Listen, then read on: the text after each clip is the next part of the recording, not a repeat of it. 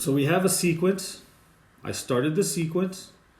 This is actually the recursive formula for the sequence. I'm going to show you how to use this formula to get the other parts of the sequence. Okay? So for example, let's say the question is find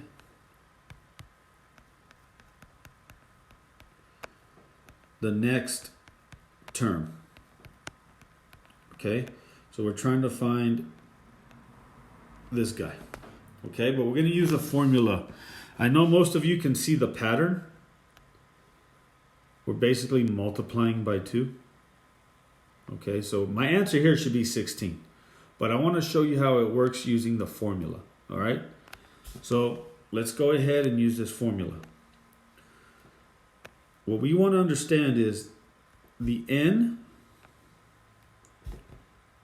is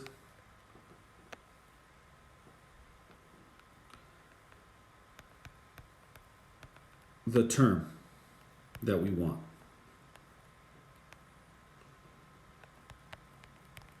Okay?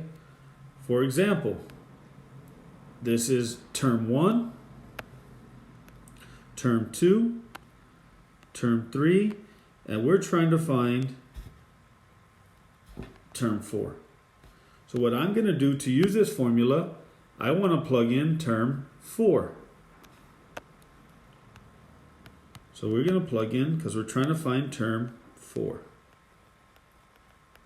So it acts like a function, something you probably did in Im3, okay, where you plug in a number for the variable, and we go from there. So wherever I see n, I am plugging in the term I want. So I want the 4th term. Okay? So let's do the math. Over here, we're really not doing anything. This is just letting everybody know we're looking for the 4th term of our function b. Okay? So let's do this math. What's 4 minus 1? And we get b 3 times 2. Okay? So here's the key. This is the part that we have to understand. It says, I want the answer to the 3rd term in my sequence. So if you look, what's my 3rd term in the sequence? It is 8. So what I'm going to do is, this is not b times 3. What it's really saying is, I want the 3rd term in my sequence. So I'm going to replace this with 8. So all this turns into 8 times 2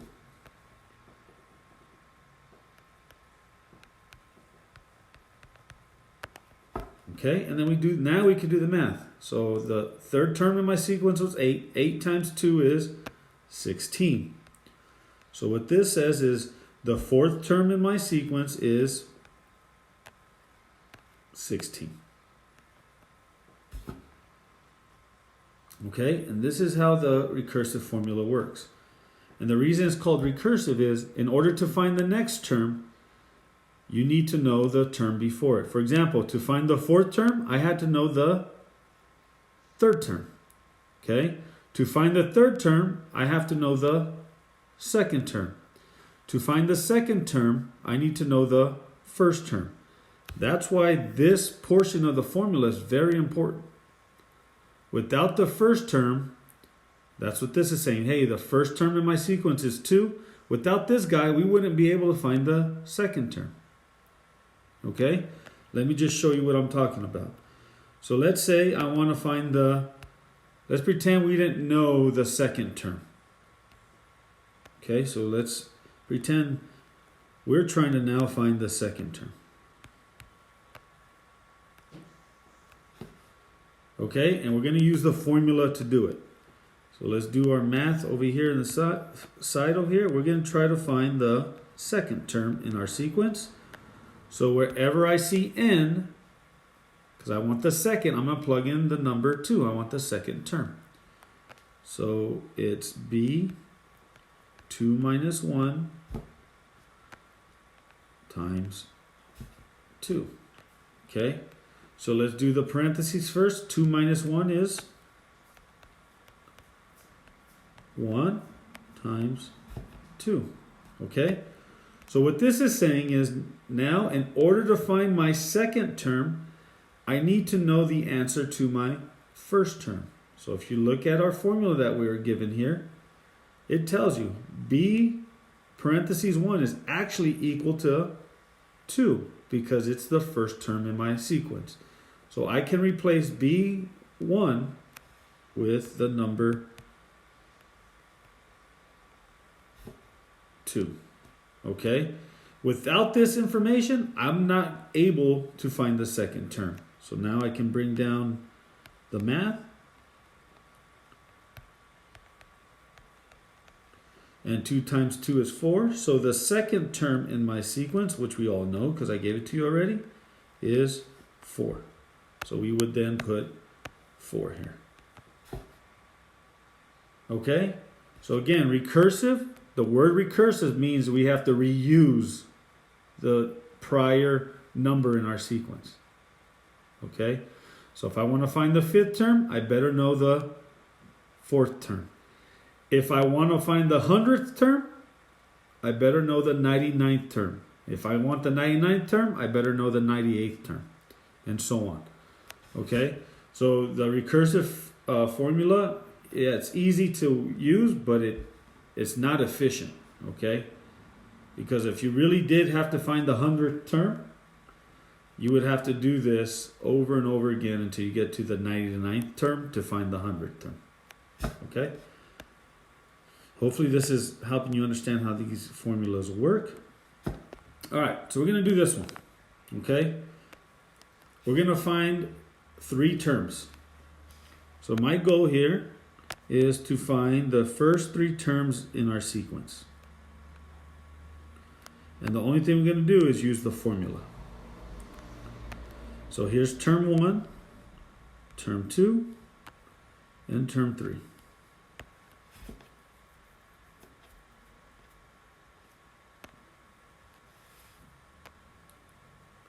Okay.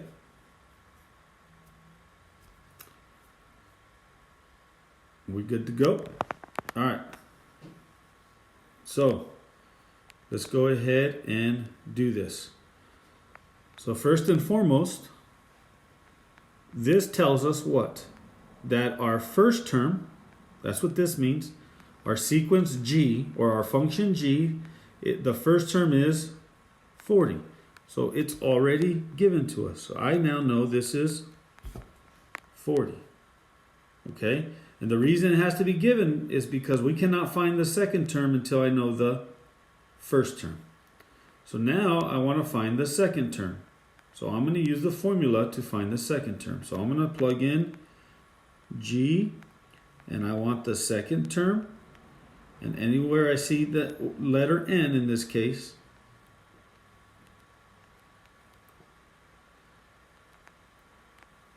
I'm plugging in the number 2 for second term. Okay? So let's find the second term. Let's do the math. So the function's second term is equal to the first term minus 8. Okay? So now we have to use this. What is the G's first term? So G's first term is 40. It's actually given to us here, as you can see. So it's 40. So this gets replaced with 40. Bring down the minus 8. And the second term in our sequence is 32. I can now plug this in here.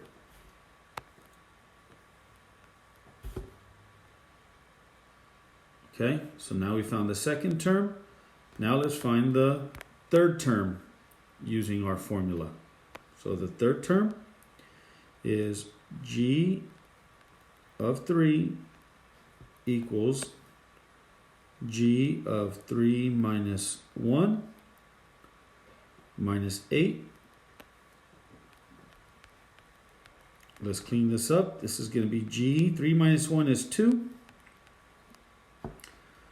So in order to find the third term, I need to know the second term, which we now know is 32. So this is 32 minus 8.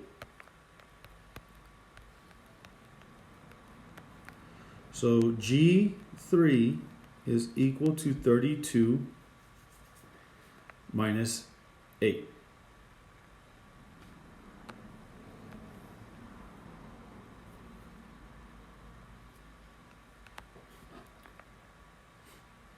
Okay.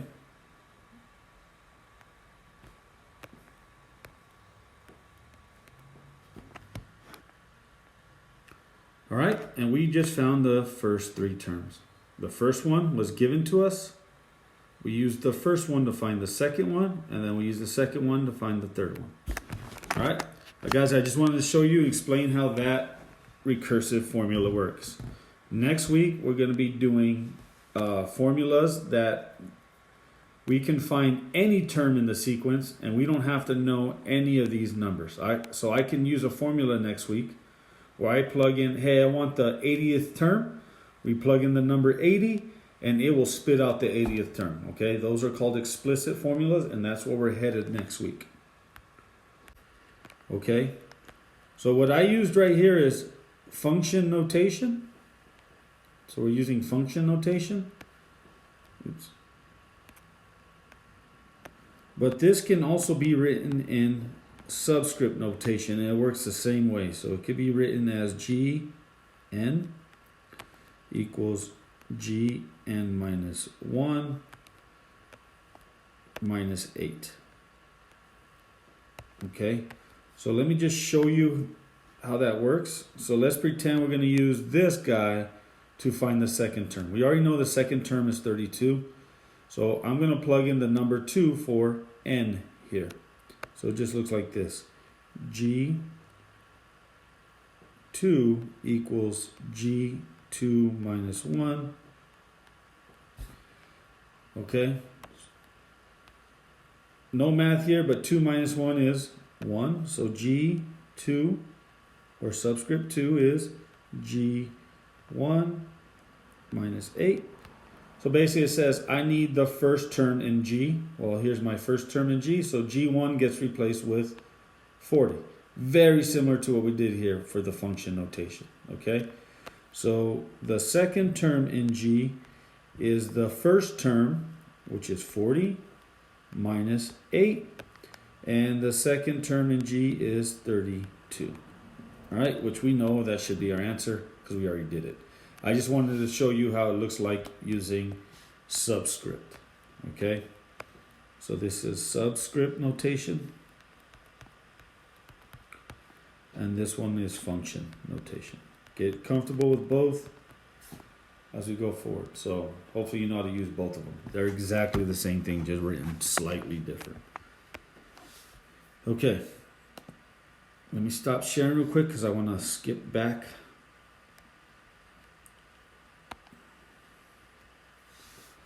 All right, and we reshare. We're going to do a problem together, and then I'm going to release you for the quiz.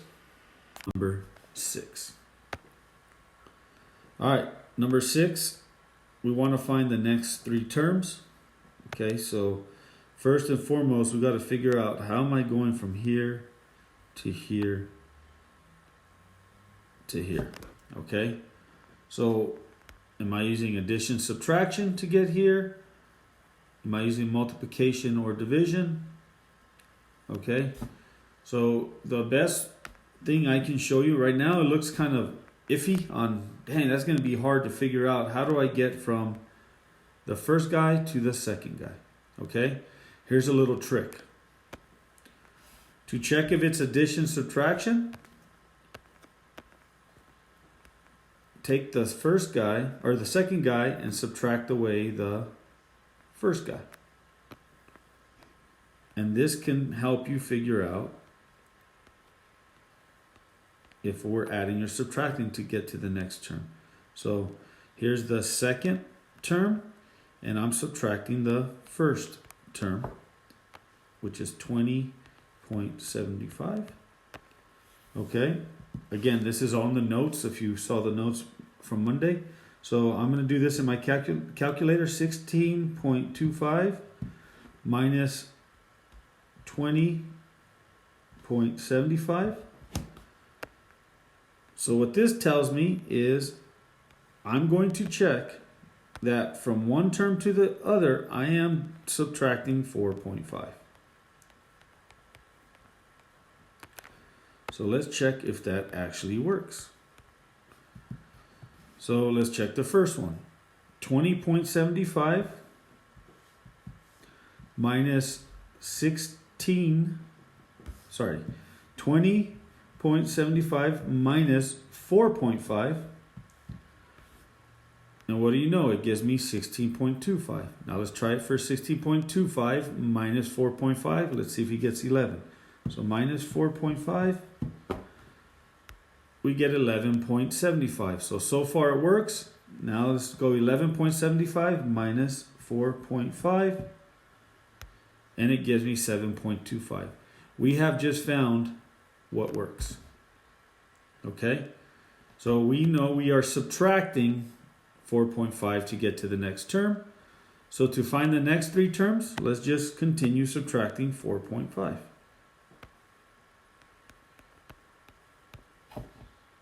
Okay, so 7.25 minus 4.5, we get 2.75. So I'm going to put them here for answer A. And then 2.75, we're subtracting 4.5 again. That's negative 1.75. And we need one more. Subtract 4.5. Careful with your signs here. And that's going to give me negative 6.25. Okay? So this works if you're adding and subtracting to get to the next number. Take your second number minus your first and then test it. Okay? There's a little different rule when you are multiplying to get to the next number. Okay? So we'll talk about that. If not, you could just watch the video and there's a quick rule on how to do that. Okay? It involves division. Alright, what is the recursive formula? So I'm going to just do function notation. Let's call this function f. Alright, so the function f, which is this sequence here, f of n, we always start it this way, and it's f of n minus 1. This is just recursive formula. Now, this is where we actually have to put some input here. What am I changing it by? What is my common? In this case, the common difference is negative 4.5, so that's what goes here.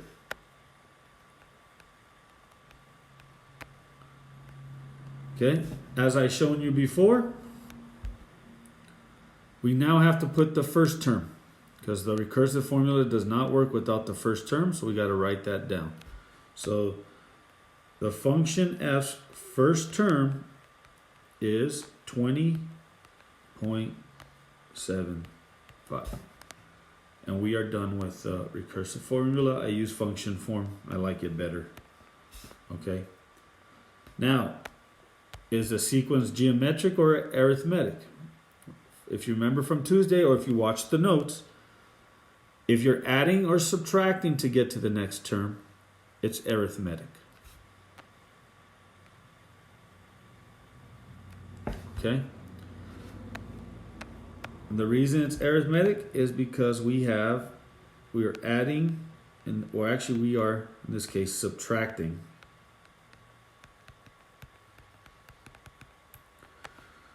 to get next term.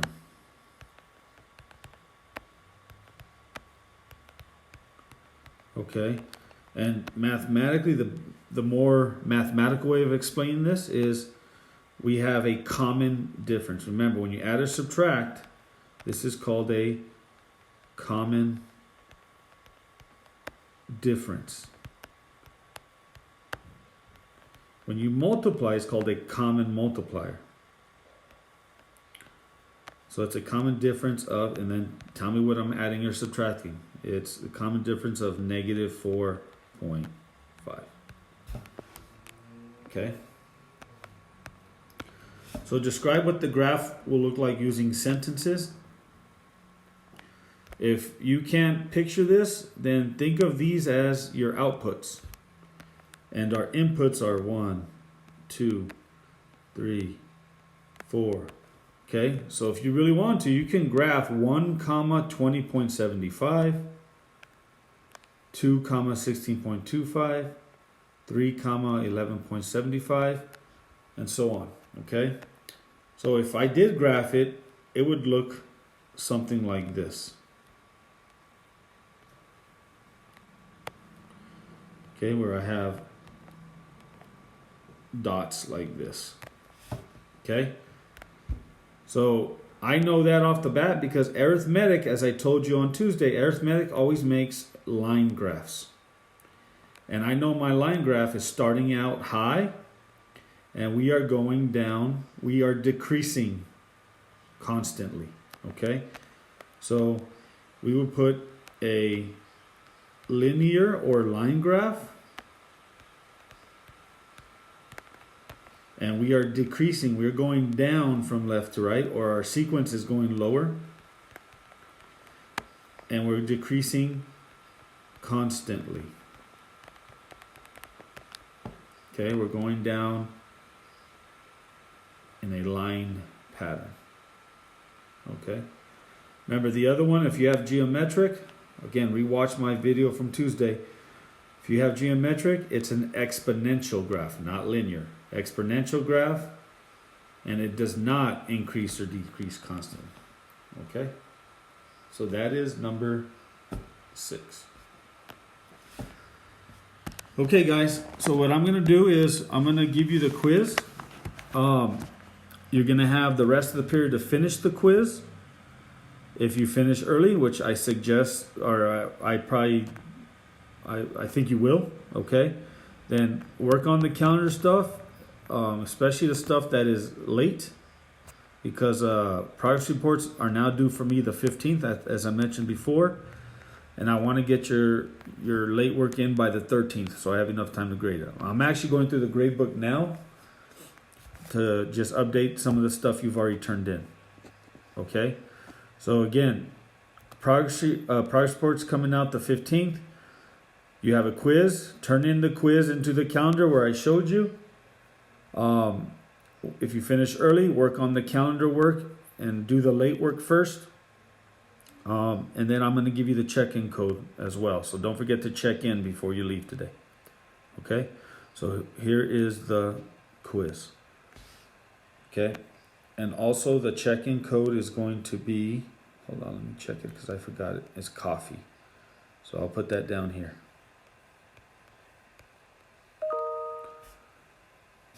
Okay, so get the quiz done, check in, start working on the calendar.